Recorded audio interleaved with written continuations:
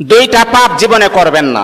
দুইটা এমন পাপ রয়েছে জীবনে করার চেষ্টা করবেন, আজকে থেকে আপনারা প্রমিস করবেন এই দুইটা পাপ আমরা কখনো করব না। আপনি নামাজ পড়েন নাই, আল্লাহ তাআলার যদি দয়া হয়ে যায় তাহলে আপনাকে মাফ করে দিবেন। আপনি ফজরের নামাজ পড়েন নাই, আল্লাহ পাক রব্বুল আলামিনের যদি মায়া লেগে যায়, আল্লাহ পাক রব্বুল আলামিন আপনার গুনাহকে আমার আল্লাহ ক্ষমা করে দিবেন। আপনি যদি নফল নামাজ ইবাদত বন্দেগী কম করেন, আমার আল্লাহ কিন্তু আপনাকে মাফ করে দিবেন। কিন্তু আল্লাহর নবী বলেন দুইটা এমন জঘন্যতম পাপ রয়েছে, এই পাপগুলার ক্ষমা আমার আল্লাহ জীবনে কখনো তার বান্দাকে করবে না। দুইটা পাপ এমন জঘন্যতম পাপ, এগুলা করা যাবে না। এক নাম্বার হচ্ছে অন্যের হক নষ্ট করা। অন্যের হক কখনো নষ্ট করবেন না।